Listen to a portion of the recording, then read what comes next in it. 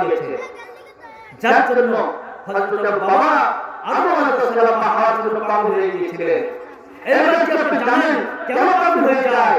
300 বছর যখন পেরেছে উপমহাদেশে যত সাগর নদী দেখে, সমগ্র নদী হযরত বাবা আদম আলাইহিস সালামের চোখের পানি হয়েছে। সুবহানাল্লাহ। এই পৃথিবীর ভিতরে যত সাগর নদী দেখে, আটলান্টিক মহাসাগর দেখে, শুধু আমার মায়ের ভালোবাসার জন্য, আমার মাকে পাওয়ার জন্য সে কেঁদেছিলেন, চোখের পানি ফেলেছিলেন।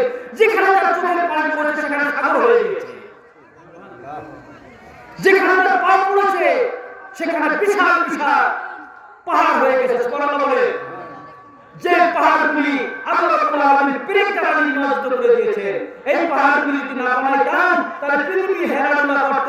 যার জন্য ওই পাহাড়গুলিকে আমি পেরেক বানিয়ে রেখেছি। পাহাড়গুলি কি পেরেক? পেরেক ঘরের গ্রহ মারে না, চৌকাঠে মারে না, কাস্পাইলে মারে না, চটাই মারে না। এই পাহাড় কারণে ঘরটা ঠিক থাকে, ভেঙে চুরে পড়বে না, হেলে চুরে পড়বে না।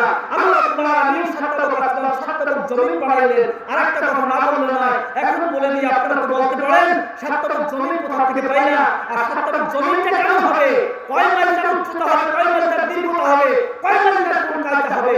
এইবার বলেন 6 মাইল হলো মাটি। কয় মাইল মাটি? 6 মাইল হলো মাটি।